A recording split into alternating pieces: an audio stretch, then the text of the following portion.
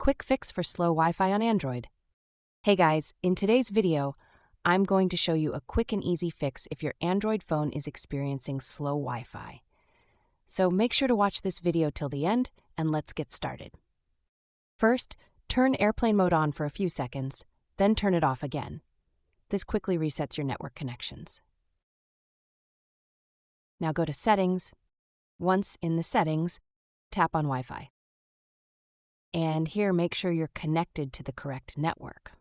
Next, tap on your connected network and select Forget. Then reconnect by entering the password again. This refreshes your connection from scratch. Once you're done, then go back to Settings and tap on Other Networks and Connections. Then tap on Private DNS. If it's set to automatic, change it to Private DNS Provider Hostname and type dns.google. This can speed up DNS resolution. Finally, restart your phone to refresh the changes and test your Wi-Fi speed again.